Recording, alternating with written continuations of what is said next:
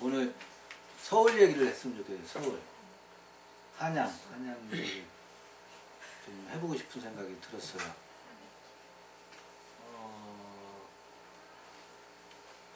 서울을 보면은요, 서울 하면 가장 먼저 떠오르는 게 한국 사람이라면 남대문이 먼저 떠올라요. 남대문. 지금은 뭐 달라졌지만 남대문을 여러분 뭐라고 하는지 아세요? 남대문 현판이? 숭례문 그렇게 돼 있죠. 예의를 충성한다. 숭례문 그렇게 돼 있어요. 그리고 여기 남쪽에 있는 대문이에요. 남쪽에 있는 대문은 숭례문이에요. 반대로 어디 있어요? 북쪽에 있는 대문은 뭔지 아세요? 홍지문이에요.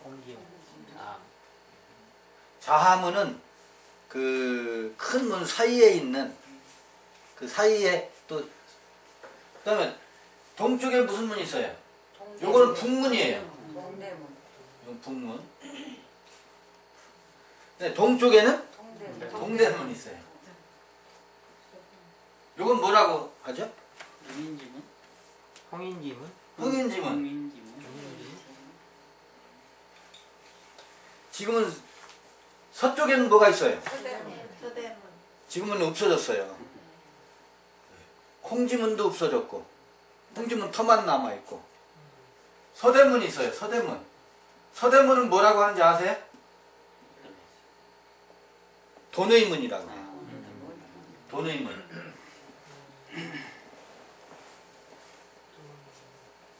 그렇죠? 그러니까 동쪽에는 흥인지문에서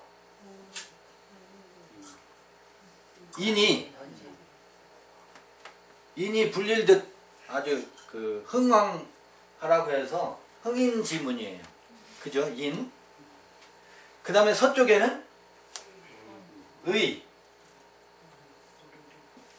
돈의문. 의가 아주 튼실하고 그런 서대문으로 들어올 때마다 의를 생각하게 되어 있고 북쪽은 지혜.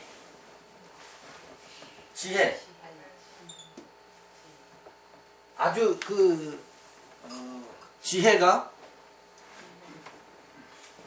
넓으름일 거예요. 아마. 지혜가 아주 편만하게.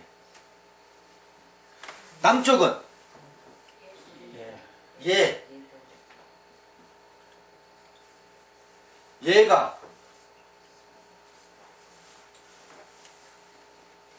얘를 가만히 봐보세요.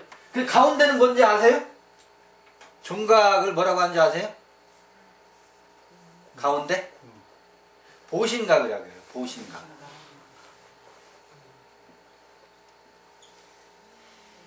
믿음.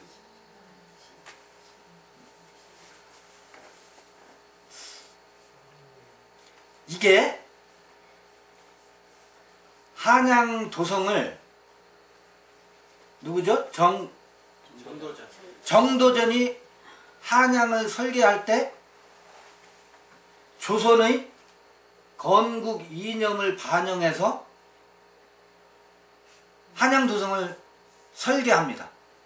이 안에다가 궁궐을 짓고 이 외곽으로 인, 의, 예, 지, 신. 인의 예지 신이 유교의 통치 이념으로 조선을 건국했어요.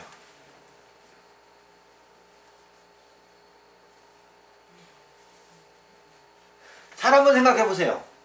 동쪽에는 인이에요. 서쪽에는 의예요.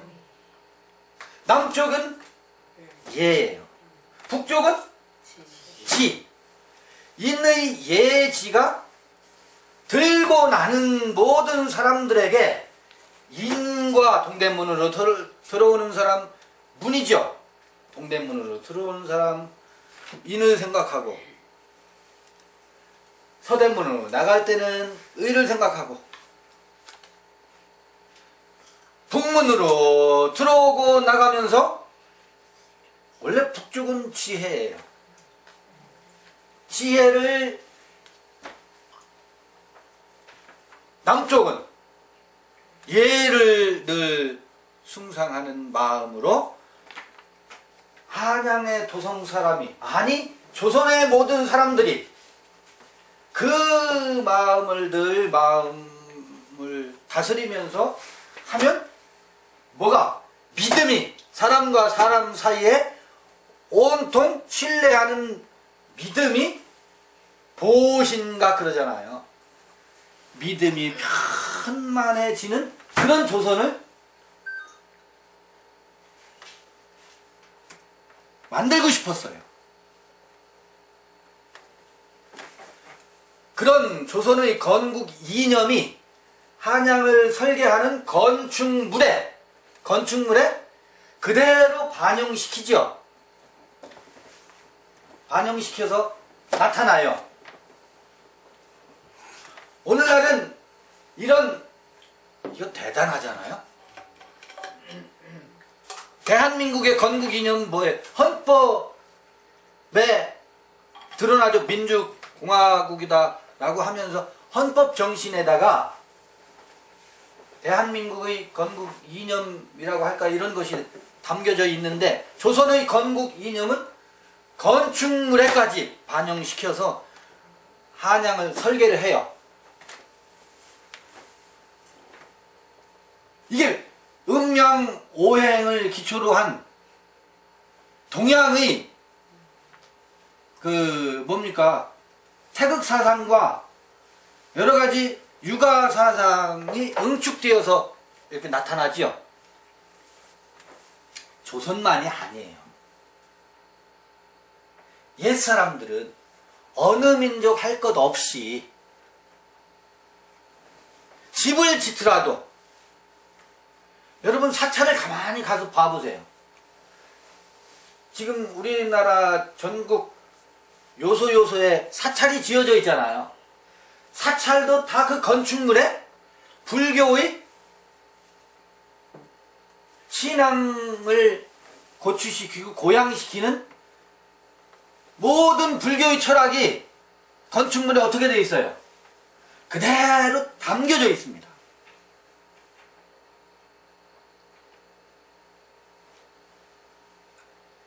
물론 우리가 지금 요한계시록을 한 달에 한 번씩이긴 하지만 읽어가고 있는데, 요한계시록에도요, 동, 서, 남, 북. 여러분, 저 뭐 있죠? 저기 어디야? 그 광야에서 성막이 있죠, 성막. 네. 성막 3 12,000명 성막이 이동할 때,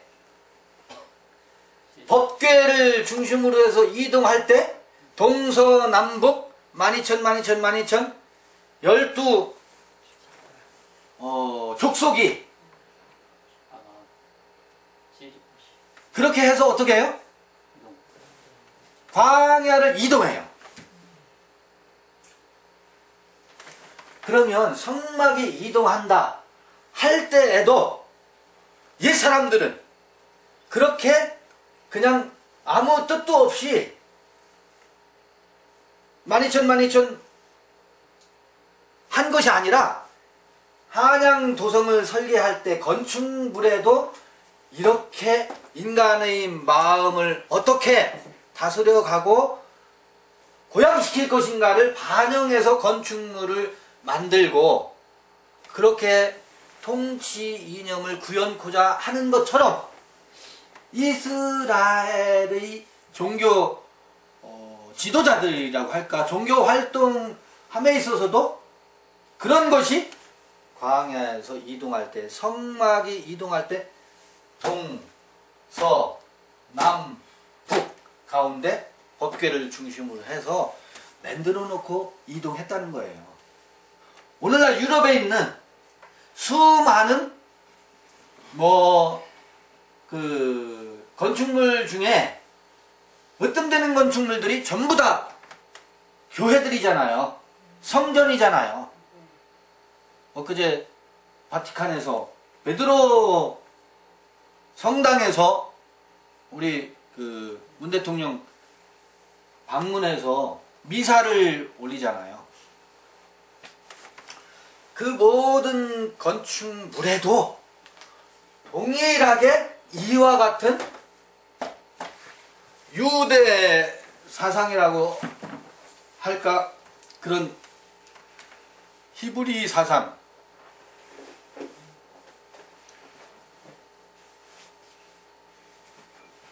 종교 사상이 그대로 반영돼서 건축물이 지어지고 있습니다. 그러면 요한계시록에서 이제 네 생물이 나오잖아요. 그죠? 네 생물. 독수리, 사자, 송아지, 또 인자와 같으니, 사람과 같으니, 이렇게 네 형상이 나오죠. 네 개의 형상이 나와요.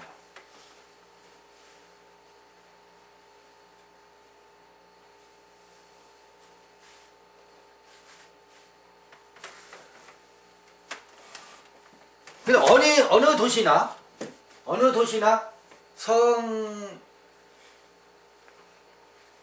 성이 이제 형성될 때 보면 남문, 북문, 동문, 서문, 요 사이사이에 또 문이 있어요.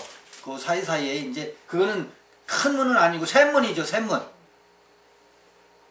그래서 8개의 문이 된다든지 이렇게 배치를 하는데, 그러면 이게 어디서 나왔어요? 인, 의, 예, 지, 신이 어디서 나왔어요? 우리 마음의 세계의 그림을 건축물에 반영한 거예요. 마음의 세계의 그림을 건축물에 반영을 하고 통치 이념에 반영을 하고 도성을 설계하는데 이게 투영시키는 거거든. 그럼 역으로 이거를 볼 때 옛사람들의 이런 건축물을 통해서 우리는 뭐를 읽어야 돼요? 우리 마음의 세계를 거꾸로 읽어야 돼요. 그렇지 않겠어요? 지금 예루살렘 성전 이야기가 나오고 계시록의 수많은 생물들 이야기가 나오고 할 때 그것이 다 무엇을 반영한 거예요? 우리 마음의 세계를 반영해서 예루살렘 성전도 건축되고 지금 유럽의 수많은 건축물들도 우리 마음이 투영돼서 건축물들이 형성되는 거거든요. 그런데 오늘날은 이런 우리 마음의 세계의 깊은 곳을 통찰해서 건축물이 만들어지지 않는 것 같아요.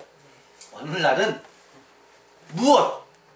우리 마음속의 깊은 이런 여러가지 형상을 담아서 건축물이 만들어지기보다는 무엇? 우리들이 겉사람의 유익과 성공신화, 그러니까 그런 것들이 아파트 문화라든지 각종 건물에 반영이 되고 있어요. 이와 같은 옛사람들이 깊은 세계가 이 통찰이 건축물에 반영되지 않고 있다고.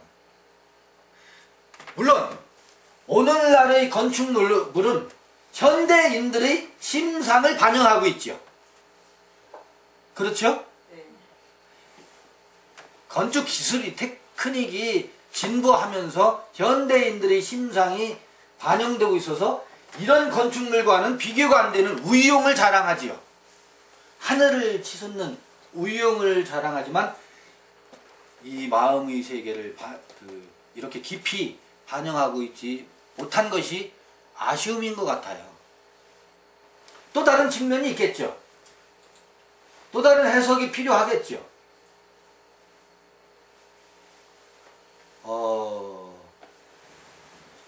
이것이 요한계시록이라든지 성서를 읽어가는데 하나의 아주 가까운 우리가 살고 있는 지역에서의 모양이어서 제가 이걸 한번 꺼내봤습니다. 근데 사실은 요 얘기하기 전에 이렇게 그려놓고 조선 500년은 인과 의와 예와 지가 아주 조선민족 가운데 풍성해가지고 믿음이 편만한 사회였느냐 보면 그게 아니었어요. 항상 헤게모니 싸움, 사색 당파,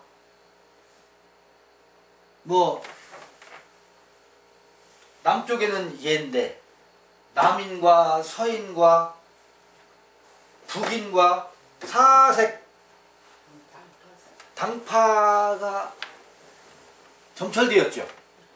그건 왜 그럴까? 이런 건국 이념이 있었는데 이런 건국 이념이 사대부나 조선 민족의 가슴마다 이것이 구현되지 않고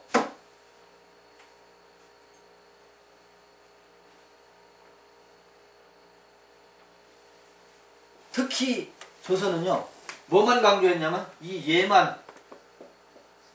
예가 얼마나 강조됐어요. 예? 왜 그럴까? 이 예가 강조되는 곳마다 다툼과 분쟁과 갈등이 있습니다. 이 예는 법이거든. 율법. 사실은 뭐가 여러분 예예요? 뭐가 옳고 그른 거예요? 뭐가 신하가 백성이 누구에게 임금에게 충성하는 게 예지요. 조선의 예는 반상이 엄격해가지고 양반과 상놈의 간극을 뛰어넘을 수 없어. 그게 예래. 그리고 예는 늘 이렇게 해놓고 보니까 뭐가 강조돼요? 늘 예가 강조돼. 예가 강조되는 곳에서 인이 있을 수 있어요? 없습니다. 채찍만 있어요. 채찍만 있어요.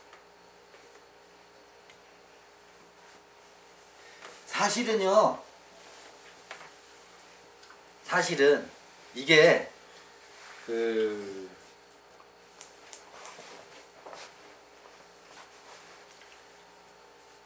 얘를 잘 지키면 그 사람을 의롭다고 한다고. 예? 아주 예의 바른 사람을 의로운 사람이라고 한다고. 아, 네가 옳아. 너 참 착해. 바른 사람이야. 그 바른 사람의 행위를 아주 예의 바르다라고 하고 옳다고 해놓고 그 사람이 하는 것을 거꾸로 뭐라고 해요? 아, 그 사람은 참 인자한 사람이다. 그리고 예와 의와 지와 인으로 거꾸로 올라가요. 그건 불가능합니다. 안 됩니다. 그러니까 가만히 봐보세요. 어려서부터 예부터 가르쳐. 법도를 가르쳐. 예를 가르쳐. 율법으로. 그래서 예를 시작해서 의와 또 뭐예요? 지와 인을 이루려고 하는 모든 시도는 사색 당파로 끝나요. 분쟁과 다툼과 갈등으로 끝납니다. 인을 도달할 수가 없습니다. 불가능합니다. 거꾸로 해요. 나무는 여기가 뿌리여서 이렇게 올라가는 나무는 그게 곧 지옥입니다.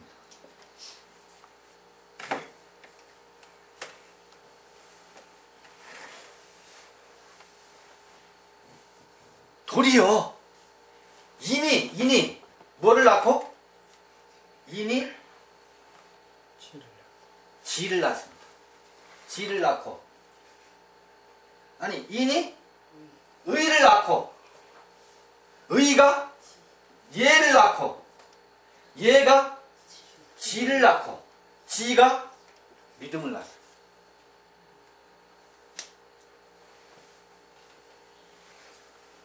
그래서 인, 의, 예, 지, 신이에요. 인으로 시작돼야 되는데 예로 시작하려고 합니다. 이게 요것이 선악나무고요. 맞죠? 요게 선악나무고 인으로 시작하는 게 생명나무예요.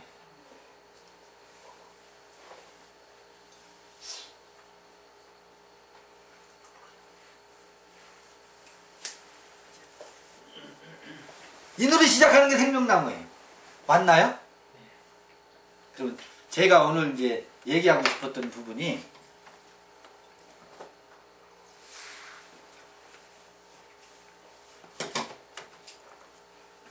양심에 대해서 한번 살펴보고 싶었어요. 도대체 양심 하는데 양심이 뭔가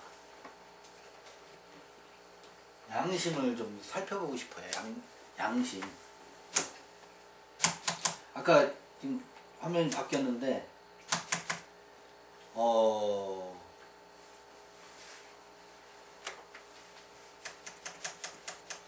가늠하다 현장에서 잡힌 여인이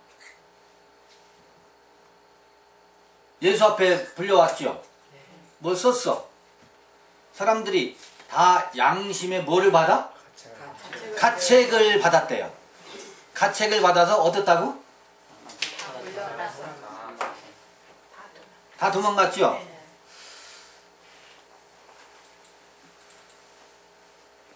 이상해요.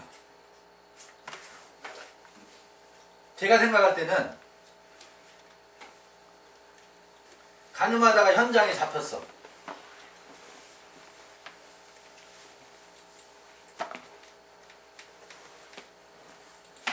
그럼 여쭤볼게요.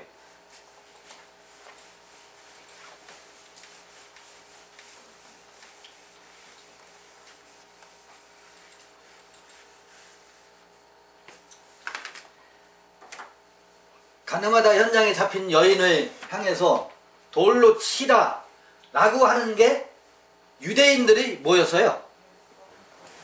율법. 그게 그 사람들의 양심이었어요. 무슨 얘기인지 아시겠어요? 가늠하다가 현장에 잡힌 여인을 율법으로 치라는 것이 그들의 양심이었어요.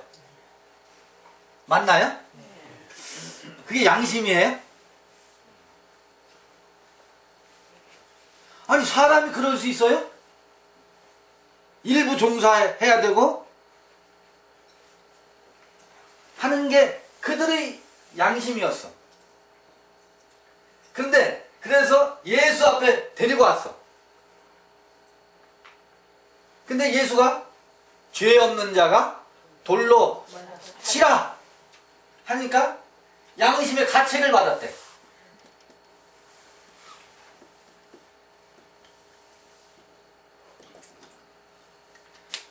그럼 제가 질문.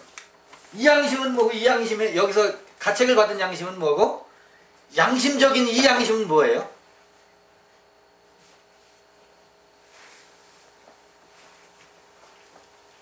이때 양심은 뭐고 가책받는 양심은 뭐예요? 뭐가 양심이에요? 두 개 다 같은 거? 밑에 양심은 남에 대한 판단하는 양심이고 위의 양심은 자기에 대한 그 안에 대한 판단. 그 양심이 도대체 뭐예요? 양쪽 마음. 양쪽 마음도 두 마음이 아니야. 두 마음이지. 원래 양심이라고 하는 건 순, 네이, 순네이, 대, 시스.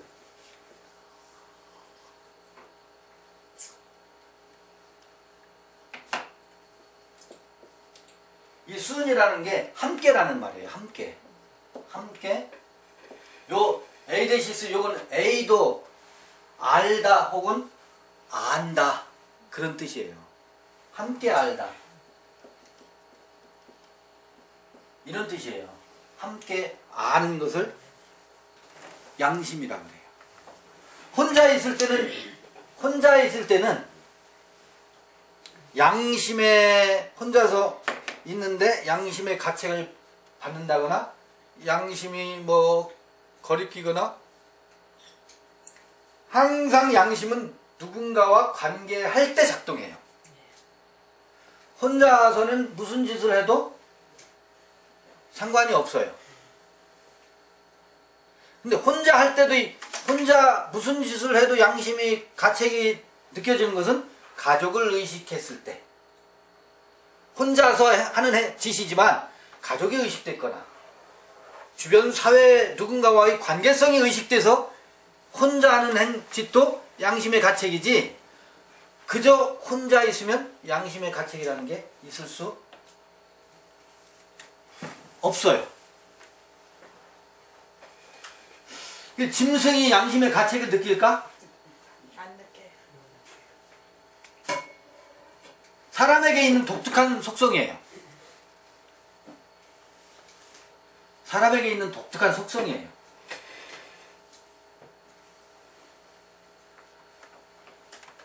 그런데 요때의 양심, 요때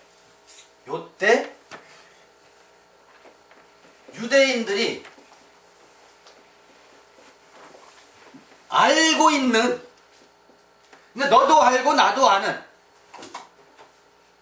알고 있는 것과 예수 앞에서 예수가 알려줘서 알고 있는 것, 이게 다른 거예요. 그래서 이 양심적인 것이 예수가 죄 없는 자가 돌로 치라, 뭔가를 쓰고서 죄 없는 자가 돌로 치라 라고 무언가를 알려줬어. 요때는 이게 양심적이었는데 무언가를 알고 나니까 내 양심적인 것이 어때요? 양심적인 게 아닌 거야. 양심의 가책을 받았어.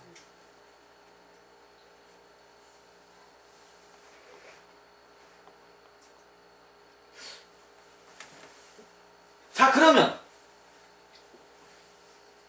예수가 알려준 것이 그게 뭔지는 모르겠지만 예수가 알려준 죄 없는 자가 돌로 치라라고 한 그건 또 뭐예요?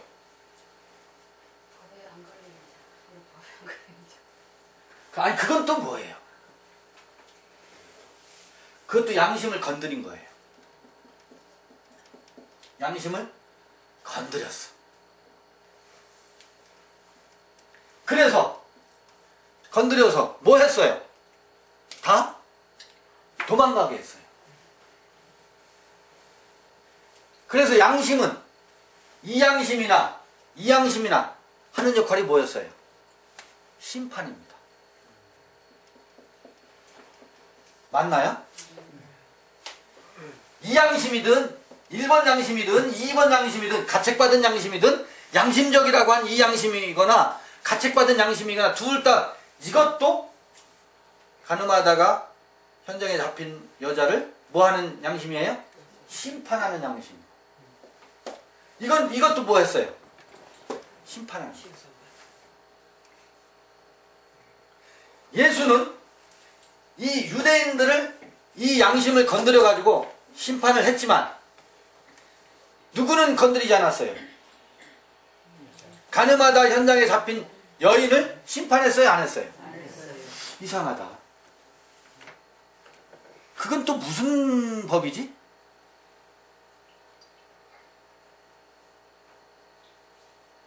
거기서는 양심의 법이 아닌가 봐요. 그 여인을 향한 법과 여인을 향한 법은 무슨 법일까? 저는 그거를 생명의 법으로 보고 싶은 거예요. 양심의 법이 아니라 생명의 법으로 대한 거예요. 생명의 원리로 대한 거예요. 그런데 누구에게? 그 양심적이라고 하는 사람들에게는 양심을 들이댔어. 그러니까 양심의 가책을 받아가지고 다 도망갔어. 두 법을 동시에 썼어요. 그죠? 예수는 생명의 법과 양심의 법을 동시에 거기서 쓰고 계신 것을 볼 수 있어요.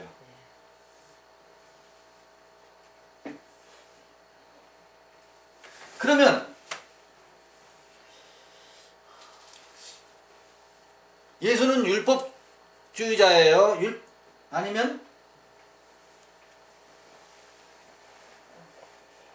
예수는 어떤 분이에요? 주인. 이들에게는 율법을 들이대는 거예요. 그죠? 이들에게는 법으로 했어요. 양심을 건드렸어요. 죄 없는 자가 돌을 쳐라, 돌로 쳐라. 율법을 들이댔어요. 그래, 그 양심은 누구 거예요? 양심은 내 것이 아닙니다. 누구나 아는 거예요. 나도 알고 너도 알고 함께 아는 것을 양심이라고 해요. 함께 아는 것을. 사람은요, 그래요. 내가 뭔가를 하려는 의지가 있어요. 그 의지가 발동될 때 내가 이거를 하면 욕을 먹겠지, 사람들에게. 비난을 받겠지. 그러면 내가 이걸 할까 말까? 이것을 하면 비난을 받으니까 이것을 하지 말아야지. 그게 다른 사람이 알고 있는 것과 내가 알고 있는 것이 어떻게 해요? 같아야 되는 거예요. 틀리면 비난을 받게 되어 있어요. 그러니까 누구의 양심에 내가 남의 양심이라니까. 그게 남의 양심이에요.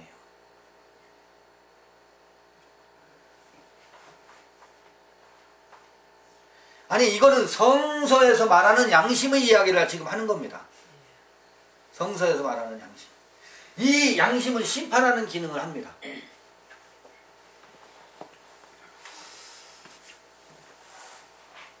근데 여러분, 제가 한번 여쭤볼게요.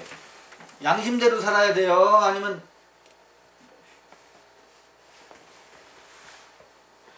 양심대로 못 살아요. 양심대로 못 살아요? 네. 사람이 양심이 있어야지. 누려야지, 누려요. 에? 양심을 주인이 돼갖고 누려야 돼. 양심을 배반해서 되겠어요? 양심대로 살아야지. 우리 양심대로 살려고 얼마나 애썼어요?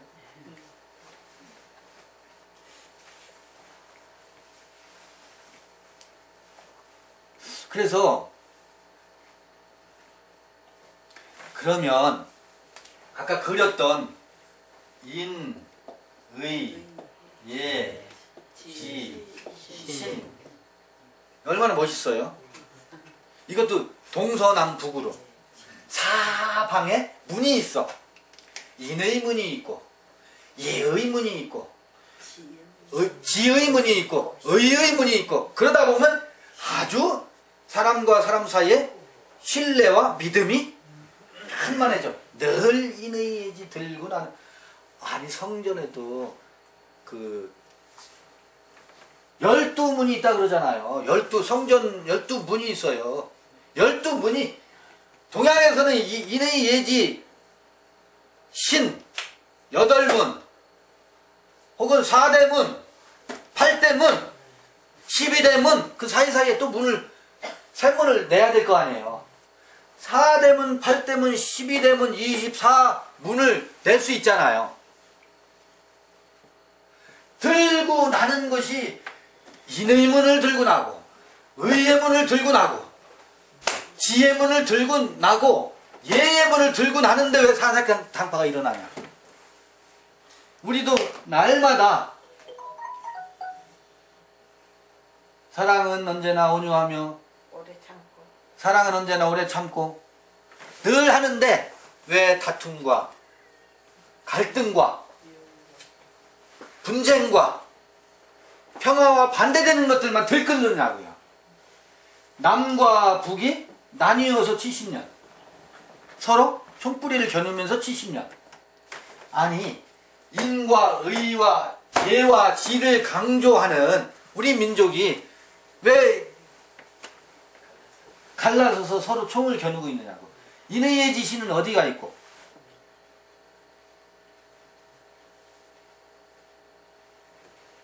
이게 안 되는 거예요.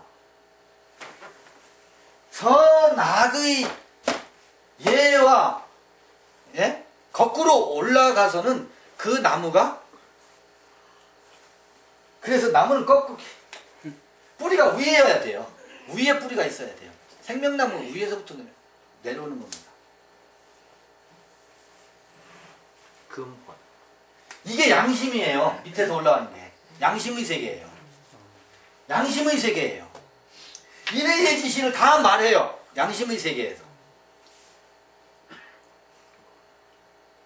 양심의 세계에서, 선악의 세계에서 인의 지신을 다 말한다니까. 근데 인이 되냐고요.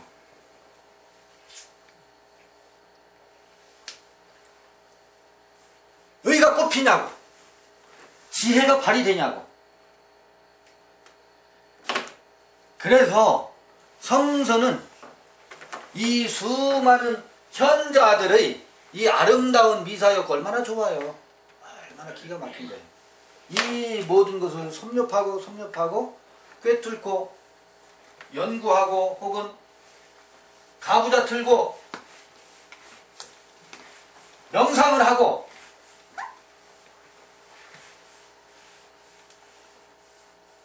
한다 할지라도 그게 되거들라? 해봐라. 양심이 너를 새롭게 하거들라? 양심대로 살아봐라.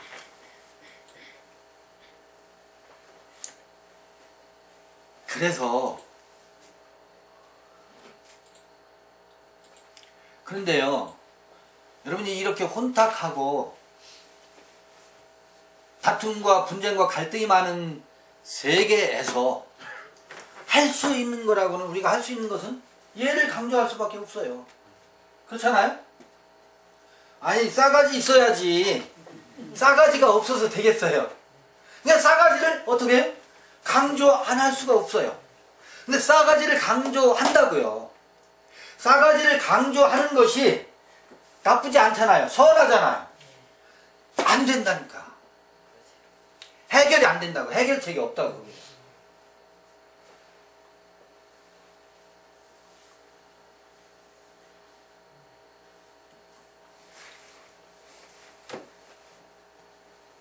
그래서 양심대로 사는 운동의 끝에서 인생은 뭐 같다? 양심을 고추 세우고 예를 바르게 세워서 아주 훌륭한 인격의 훌륭한 인격이라는 게 뭐예요? 사람이 갖춰야 될 그 사람의 꼴을 갖췄어요. 훌륭한 인격이라도 살짝 한번 그 사람의 아킬레스건 건드려 봐 보세요. 그 인격이 어디 가요? 순식간에 엎어지죠. 우리 부부싸움 해보면 다 알아. 몇 년 동안 부부싸움 많고 잘 서로를 존중하고 해오다가 어느 날 아주 아무것도 아닌 거 가지고 한바탕 해버리면 이건 다 인격이고 뭐 온데간데 없어지잖아요. 수양이 아니에요. 그래서 다시 태어나야 된다는 말이 성서에 있어요. 정신이 다시 태어나야 된다. 그러니까 이 선악의 세계에서는 왜 선악의 세계에 인의 지신이 있느냐면, 저는 이거를 좀 같이 우리가 아주 철두철미하게 논의되고 통찰했으면 좋겠어요. 선악의 세계에서의 기본은 인간의 본성이라고 하는 것은 우리 창세기 때 많이 나눴던 얘기예요. 인간의 본성은 태어나자마자 생존해야 되기 때문에요. 엄마 젖을 빨고 감성과 이 욕구가 뭐 해야 돼요? 충족이 돼야 돼요. 그게 결핍이 되면 다툼이 있어요. 쌍둥이도요, 엄마 젖을 놓고 뭐 한다고요? 경쟁한다고요. 배고프잖아요? 그러면 엄마 젖꼭지를 깨물어요. 젖이 잘 안 나오면. 왜? 뭐? 배가 고프니까. 동물적 속성으로 이 육체는 그렇지 않으면 생명이 보존이 안 돼요. 그래서 기본적인 본능을 충족해야 되게 되어 있어요. 근데 그것이 기본적으로 동물과 똑같아요. 그렇죠? 먹고 살아야 돼요. 그리고 감정이, 욕구가 충족되어야 돼요. 동물하고 다를 바가 없어요. 우리 몸의 욕구가 본성적으로, 그 본성적인 동물적 속성이 무엇을 형성해요? 기본적으로 정신세계를, 왜냐하면 몸이 먼저이기 때문에 정신세계가 형성되게 되어 있어요. 동물하고 똑같은 이 몸의 본능적 속성이, 우리 정신이 깃들여질 때 의식이 싹트고 어린아이가 의식이 처음부터 형성되는 게 아니에요. 오감이 처음부터 다 발달하는 게 아니에요. 이 정신이 기본적으로 무슨 형상을 띠게 되어 있어요? 동물의 형상을 띠게 되어 있어요, 정신이. 그러니까 이 정신은 몸이 그렇기 때문에 생존해야 되는 게, 모든 동물이 직립보행을 하던 4발 달린 짐승이든 2발 달린 짐승이든 똑같다고. 태어나서 본능이 충족돼야 되는 것은. 누가 가르쳐줬나요? 엄마 젖꼭지를 물으라는 것을 아무도 가르쳐준 적이 없어요. 그거는 우리의 동물적 속성의 그 DNA에 디자인이 되어 있는 거예요. 그것이 정신을 형성한다고. 그게 기초로 해서, 그게 정신을 형성해가지고요, 그 정신이 고급스럽게 형성되는 게, 야, 정신은 그래도 뭐 해야 된다? 고급져야 된다. 인의예지신을 갖춰야 된다 라고 가르침을 받아요. 그러니까 동물적 속성의 기본을 가지고 양의 털을 뒤집어 쓰는 게 인의예지신이에요.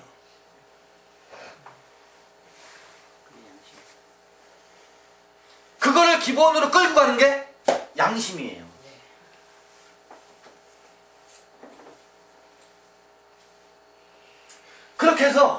다른 사람보다 인의 예지 신이 훌륭해.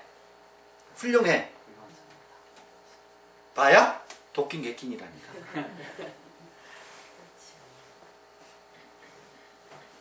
그래도 사회는 그렇게 해야 만인에 대한 투쟁, 그것이 어거가 돼요.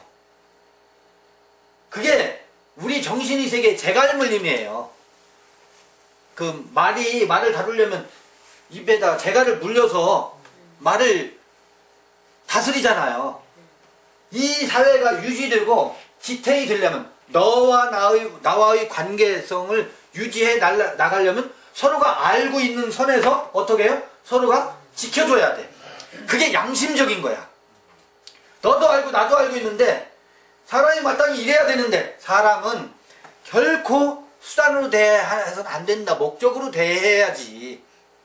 너와 나의 관계에서 죽어도 네가 나를 수단으로 대하면 나는 뭐예요? 기분 나빠. 네가 나를 너의 성공수단으로 아니면 너의 돈 버는 수단으로 너를 사귀면 내게 뭔가 이익이 되겠구나 라고 나를 대하면 내가 기분 좋아요? 나빠요? 기분 나빠요. 쟤가 그러고 보니까 나를 이용하려고 그동안 나한테 밥 샀네? 라고 생각하면 기분 나빠. 나도 마찬가지죠. 저 사람을 사귀면 그래도 내가 출세에 도움이 될 거야. 이렇게 수단으로 대하지 말고 적어도 사람을 대할 때는 결코 수단으로 대하지 말고 목적으로 대해라. 요게 양심의 세계가 가르치는 바예요. 그런데 수단으로 대. 그 사람 양심 있는 사람이 없는 사람이에요. 양심 없는 사람이지. 근데 왜 수단으로 대? 나의 이기적인 속성을 충족하려니까. 그 사람을 이용해서라도. 내 유익을 구하려고 하니까. 적어도 그러지는 말자라고 하는 것이 양심의 세계에서 가르치는 도덕윤리예요. 도덕적 가르침이라고. 이게 인류를 지탱해 나가는 지혜예요. 이게 지혜예요. 그 양심의 세계가 그래도 이 사회를 이끌고 가는 거예요. 그래서 양심은 선악의 세계에서 버팀목입니다. 그게 인간에게 있어요. 그런데 이것에서 한번 어떻게 해라? 다시 태어나라는 거야. 그것은 수준이, 그 인격의 수준이 저질이고 약간 고질이고 좀 더 고급지고 요 차이가 있다 할지라도 뭐다? 짐승의 형상이다. 짐승의 형상이다. 그러니까 이 1등급, 2등급, 3등급, 4등급 인격을 이렇게 나눠 보자고요. 10등급까지 있어. 10등급 보살도가 아주 불심이 깊고 보살행이 남보다 특별히 달라서 십지보살이 됐어. 십지보살의 높은 도력을 가지고 있어.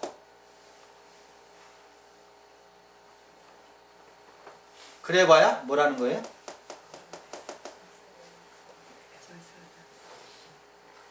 양의 옷을, 양의 탈을 쓰고 있는 것인 것을 알아라.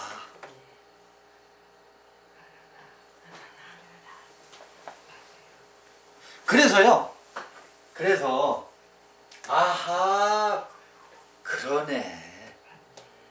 이 등급을 나누고 살아봐야 도끼는 개끼니네. 내가 10등급에 나는 그 도력이 깊어서 십지보살의 위치에 있다. 그게 뭐다? 아, 배설물이네. 배설물에 불과하구나. 라고 하는, 그렇게 될 때 그렇게 될 때, 그 인식이 찾아올 때, 그것이 우리에게 들통날 때, 그거를 일컬어서 뭐라고 하느냐면, 정신이 어떡한다? 다시 한번 태어난다. 그게 정신 차리는 거예요. 그래서 이게 양심의 가장 고화질이에요. 십지보살의 양심이 가장 맑은 상태예요. 이것을 세상에서는 뭐해요? 존경하고 숭상하고. 근데 이게 숭상에는 세계가 선악의 세계인데요. 이 세계에서는 다툼과 갈등이 끝나질 않아요. 왜? 나는 9등급밖에 안 되잖아. 8등급 앞에서는 목에 힘줘. 근데 이해가 안 가요, 저는. 왜 이걸 등급으로 분류하는지. 등급이 아니거든요. 가장 양심적이라고 하는데 제가 볼 때는 너무너무 양심적이지 못해. 가만히 봐보세요. 죄 없는 자가 돌로 치라라고 하면 이 십지보살도 글쎄요, 양심의 가책을 받는 정도는 십지보살이 못 되겠지.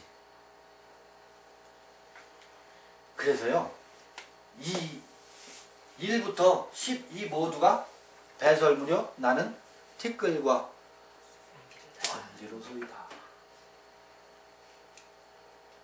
이게 우리에게 찾아와야 너는 1등급밖에 안 돼, 이런 소리가 우리에게서 안 나와요.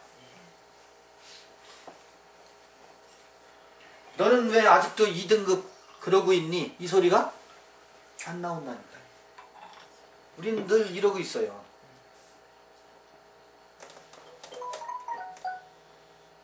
우리에게서 우리 입에서 이게 떠나가야 되는데 이게 우리에게 달려있어. 뭘 가지고? 말씀이라는 걸 가지고. 그건 말씀이 아니에요. 양심의 세계의 심판이지. 그러면 자, 저는 이걸 분명히 하고 싶은 거예요. 뭐냐면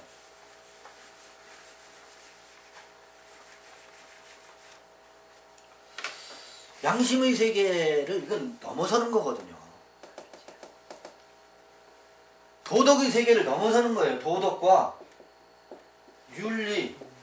이건 선악의 세계에서 이 도덕과 윤리가 없으면, 정치가 없으면 무정부 상태가 돼서요. 이건 말이 안 돼요. 이 양심을 바탕으로 해서 도덕과 윤리, 정치 이런 것들이 형성되거든요. 이게 없으면 안 돼요. 무정부 상태가 돼요. 이 세상이 돌아가는 원리예요. 사회의 구성 요소, 아주 원리입니다, 이게. 이것을 부정하는 게 아니에요. 세상은 이것에 의해서 돌아가게 되어 있어요. 그런데 우리가 진실에 다가가는 것은 이것으로 다가갈 수 있는 게 아니라는 거예요.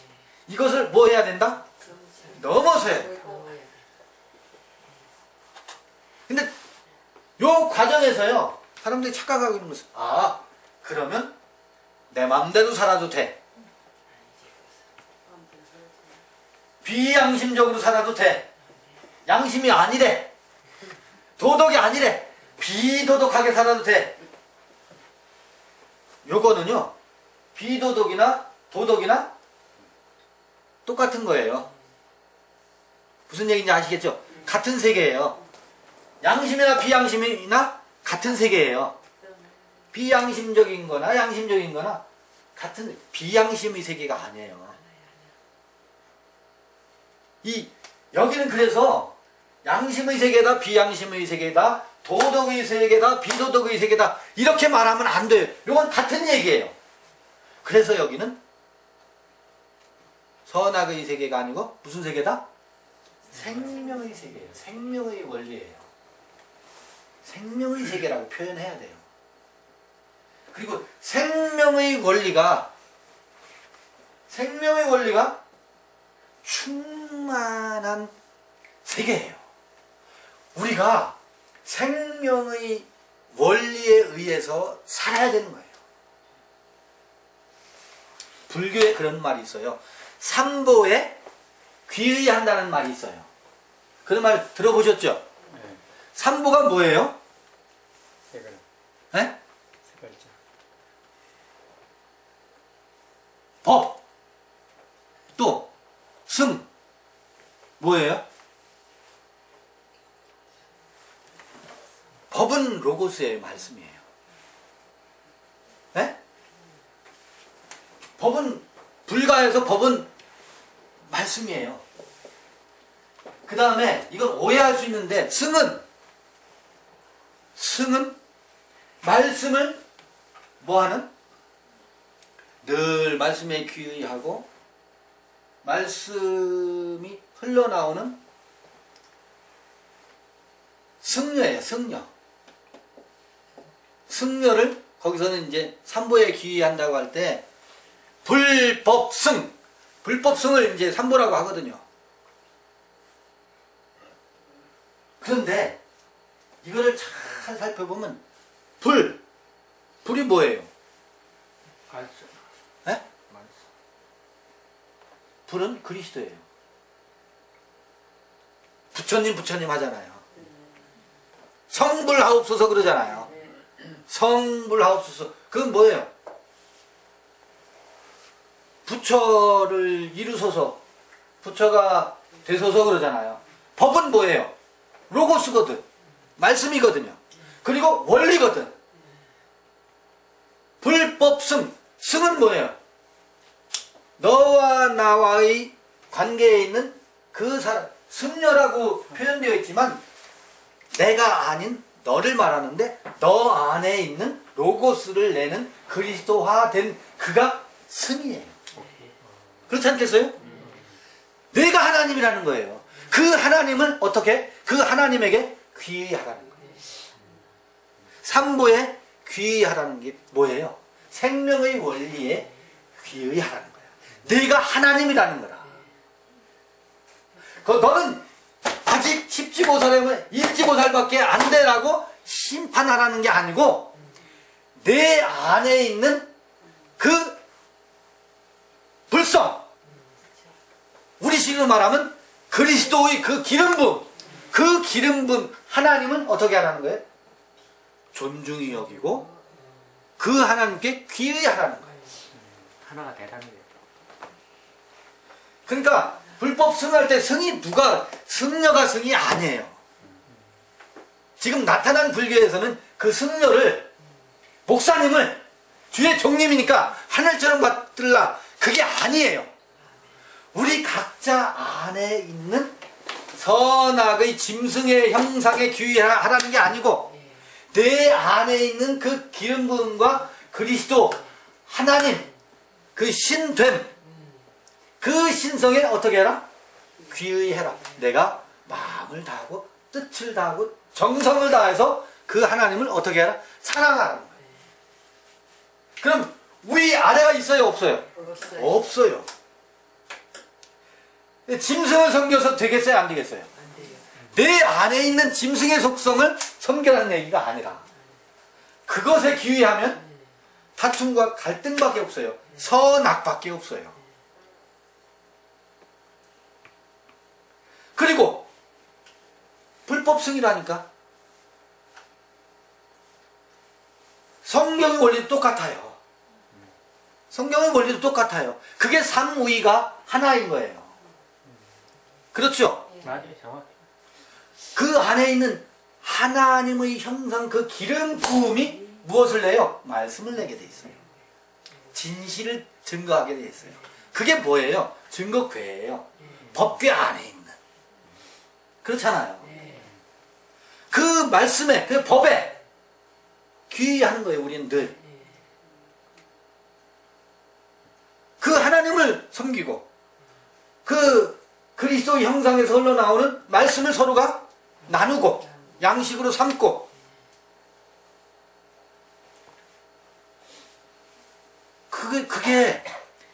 그게 양심의 세계로 가늠될 수 있는 게 아니라니까. 양심을 넘어서는 세계라니까. 그 속에서요. 그 속에서 생명의 흐름과 생명의 약동, 생명의 원리가 충만해지는 겁니다. 그럴 때 아까 인의예지신 마지막에 신이 있잖아. 신.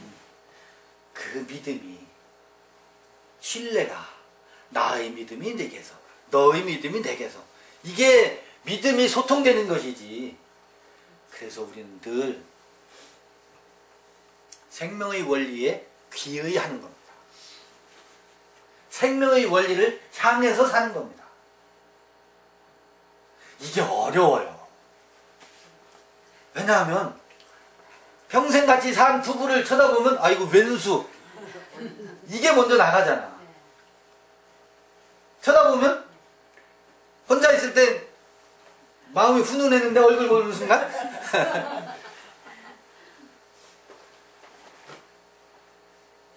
그게 삼보에 귀의한다고 하면, 그 생명의 원리에 귀의한다고 하면 그게 어떠하든지. 그런데 그게 어려운 이유가 있어요. 짐승만 들끓고 있거든. 그래서 우리는 서로가 서로에게 너는 내가 하나님이야 라고, 그러니까 너는 나를 섬겨야 돼, 이게 짐승이라니까. 짐승을 섬겨서는 안 돼요. 그 안에 기름 부음을 섬겨야지. 그 안에 증거궤를 섬겨야지. 그 안에 만나를 가지고 양식을 삼아야지. 그래서 삼보하면 아론의 쌍난 지팡이, 감추인 만나, 그 다음에 증거궤, 신돌. 그죠? 우리 각자의 이름이 새겨진 그 신돌, 그것이 삼보에 귀의하는 겁니다. 그게 어디 있다는 거예요? 우리의 깊은 지성소 속에 있다는 거예요. 저는 이것을 좀 선명하게 우리가 구분했으면 좋겠어요. 왜냐면 지금 양심의 이야기가 많이 운용되고 있어서, 양심이 나쁜 게 아니에요. 양심이 아니면 이 세상이 제대로 감당할 수가 없어요. 양심이 이 세상을 이끌어 가요. 그건 이 세상의 원리라니까. 세상의 법칙이라니까. 그들은 인의예지 신을 내세워요. 그런데 사색당파만 있다니까.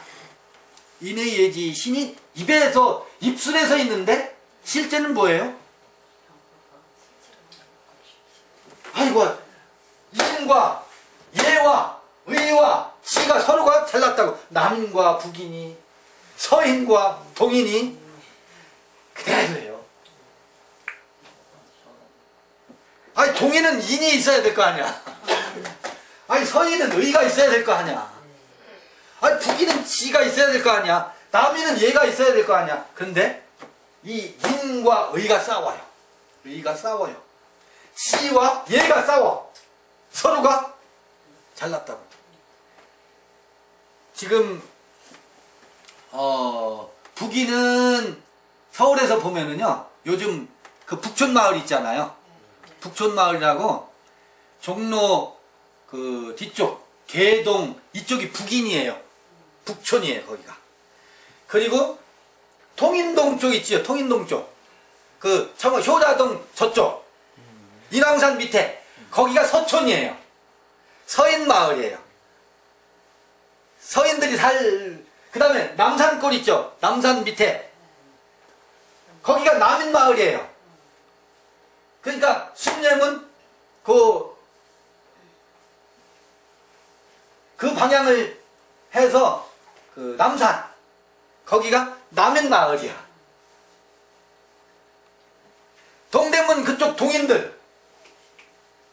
근데 그들이 뭐예요? 이게 뭐가 싸우는 거예요?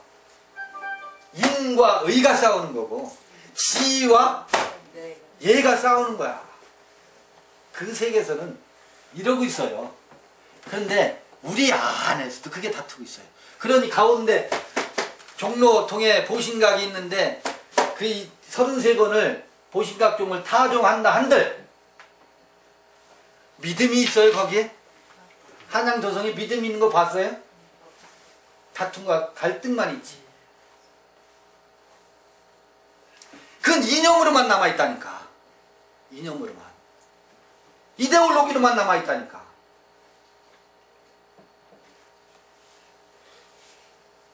자, 독수리, 사자, 송아지, 인자와 이것이 6개의 눈을 갖고 있어요. 사주군 24 장로가 아까 이제 4대문이잖아요. 8대문, 12대문, 24대문 늘 이루고 있어요. 건축물로. 우리 마음이 구조를 설명하고 있는 겁니다. 24 성숙한 장로는 성숙한 자예요. 그 6개의 눈 달린 네 생물이 46, 24 형성하고 있잖아요. 7대가 뭐예요? 7대. 창세기 1장에 7대가 나오잖아요. 예? 7대는 창세기 1장에 나오지 않아요? 7날, 7대. 그렇게 해서 우리 마음의 세계를 열어가는 겁니다.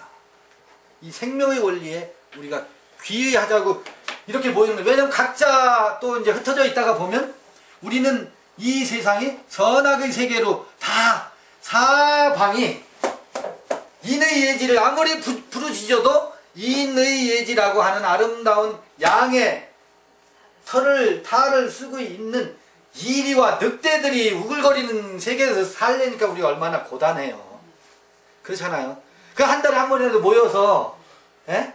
서로가 산보에 귀의하자고 이렇게 만나는 거예요. 형제 안에 있는 그 3가지 귀한 물건, 귀물들을 바라보면서 함께 귀의하는 거예요. 말씀에 귀의하고 생명의 원리에 귀의하고 예? 그 내 안에 있는 하나님의 모습, 그 신성을 서로 들여다보자고 이렇게 만나는 거지. 여기 만나면 금이 나와, 뭐 돈이 나와요. 밥은 나오는데. 돈이 들어가죠. 밥도 돈을 냈으니까 밥이 나오지. 돈 안 냈나 봐요. 그럼에도 불구하고 우리 마음의 세계가 선하게 이 사방으로 우겨싸서 곤고하니까 만나서 이 소통을, 이 숨쉬기를 하고 싶어서 한 달에 한 번이라도 만나는 거 아닐까요? 기가 막힌 성경의 원리를 뭐 더 지혜를 얻고자 그 지혜에 지쳤잖아요. 그 지혜가 다투기만 했었고 예와 다투고 지혜는 예와 다퉈요. 너 왜 그렇게 사니? 사람이 예의가 있어야지. 사람이 양심이 있어야지. 누가 그 말을 해요? 지혜가 그 말을 한다. 그렇게 다투고 있다고. 우리 안에서의 다툼이 그게 선악의 세계에 였었다고요. 그 세계에서 이제 이렇게라도 우리 소수지만 그 나눔을 하면서 숨 쉬자고 저는 모이는 걸로 가죠. 여기 와서 뭐 기라성 같은 성경 해설자들이 얼마나 많은데 유튜브 들어가 보세요. 얼마나 많아요. 우리에게는 들을 게 없지만 그래도 어떻든 지혜자들이 수두룩해요. 지혜자들이.